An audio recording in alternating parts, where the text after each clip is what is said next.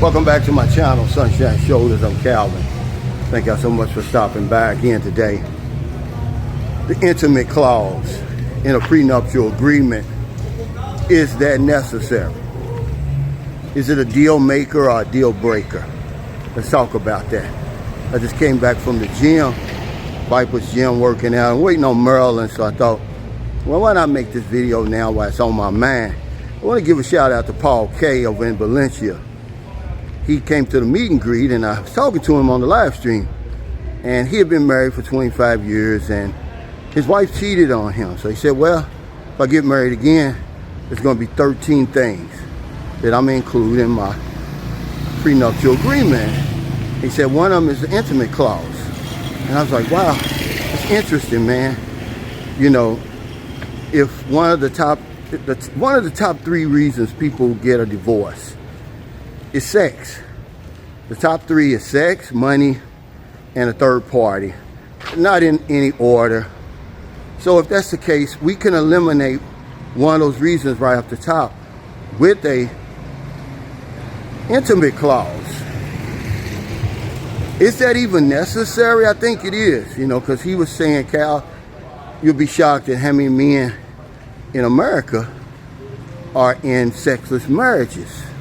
And I didn't know, you know, toward my 18-year marriage with my American wife, we were basically in a sexless marriage. I mean, she wasn't turning me on, I wasn't turning her on.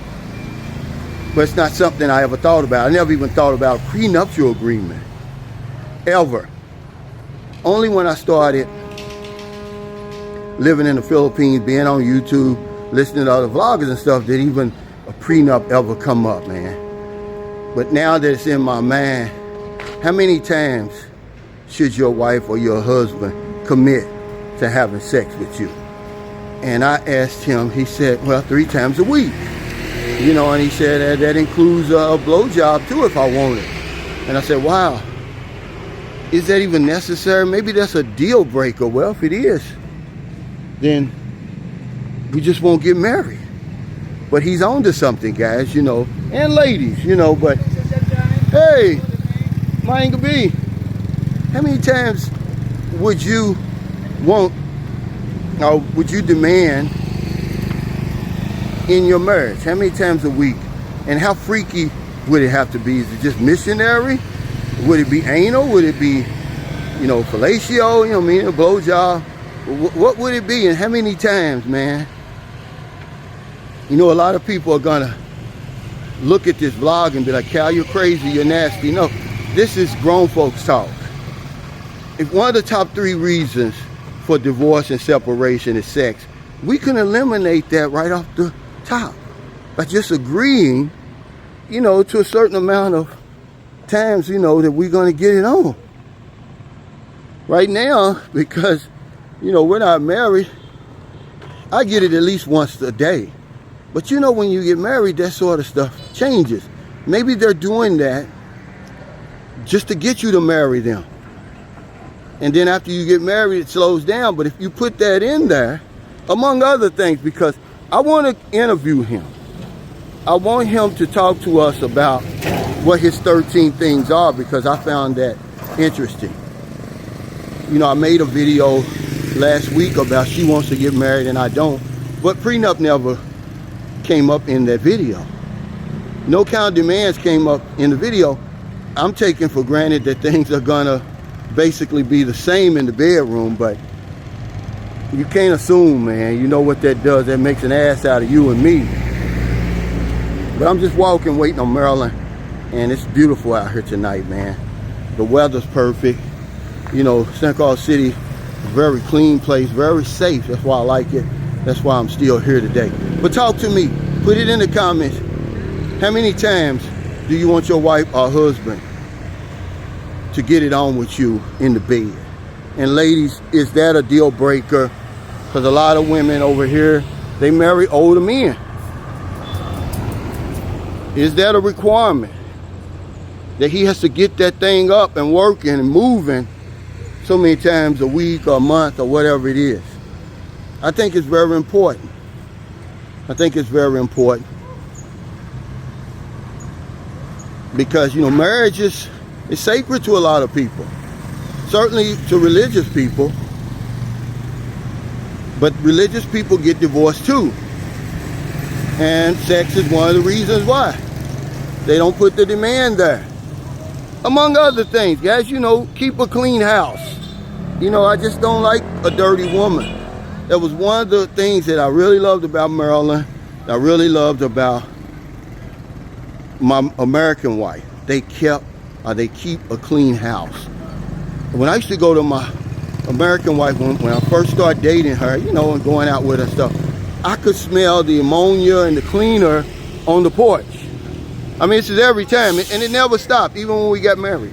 It never stopped. So what else would you demand out of your marriage? Of course, you know the things, oh, you want to be loyal, of course. But most prenups are based around money and wealth and property. It's never about,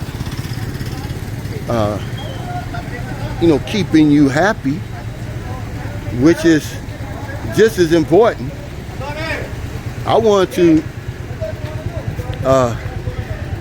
protect my sanity too, not just my money.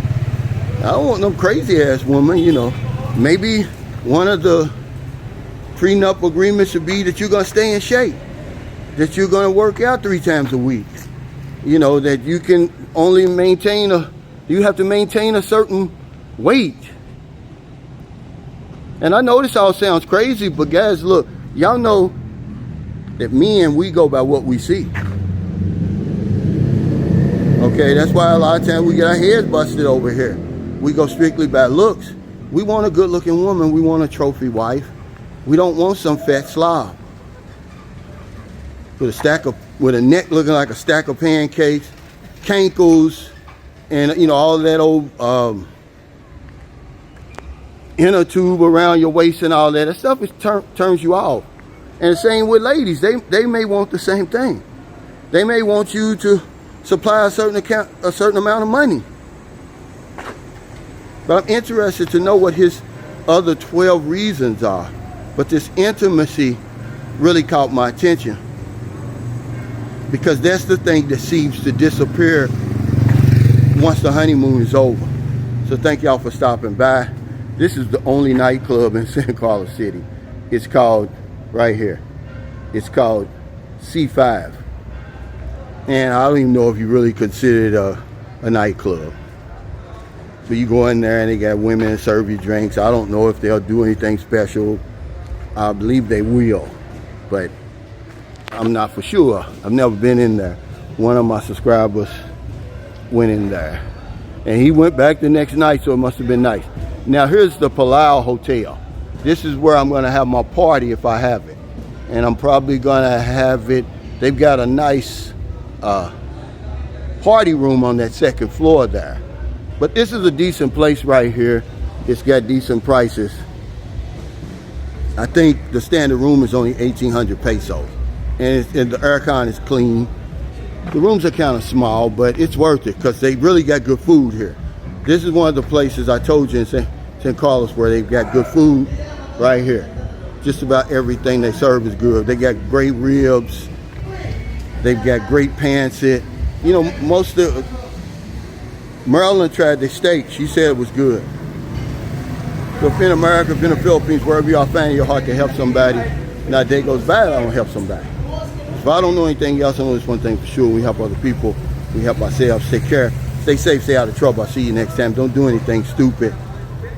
Don't get married without some type of demands. And that's what we're doing. We're taking for granted that the person is going to do the things we want them to do. We're assuming that the sex is still going to be there. We're assuming that she's going to cook me 3 meals a day and keep a clean house and maintain a certain weight and stay loyal and all that. Well, we need to write that down. Remember, marriage is a contract. So include that in the contract, ladies and gentlemen. Okay? Because I'm not going to lie to you. It's a grown man's channel. I like a good blowjob. I'm sorry. You know, all that other stuff, I can let go. But that's one thing you got to agree to continue to do for me. Otherwise, it's not going to work. So take care, y'all.